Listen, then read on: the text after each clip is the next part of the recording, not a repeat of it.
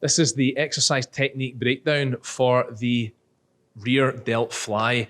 I've got the band set up so that it's about chest height, and I'm using the handle variety for this exercise. Now, just like a lot of, especially shoulder exercises, we're really trying to isolate these movements down so that we can kind of pinpoint one or maybe two particular areas. So for this exercise, your target muscle group is the rear delts.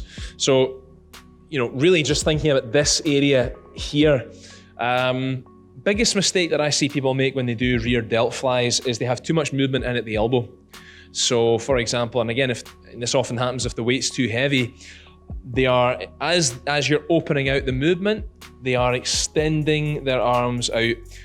We don't want that, because as soon as I bring in extension of the arm, what's taking over? The triceps. The other thing is, again, if it's too heavy and we're having to sort of swing the body, is potentially the traps are going to come in as well.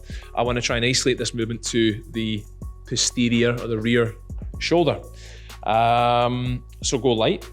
I seem to be saying that a lot with almost all of these shoulder exercises, but again, this is something I see a lot in teaching these movements, is that because often with resistance training, we're trying to lift the heaviest weight possible. But you have to remember that with bodybuilding or with hypertrophy training, it's not so much about moving the weight from A to B, it's about how you move the weight from A to B.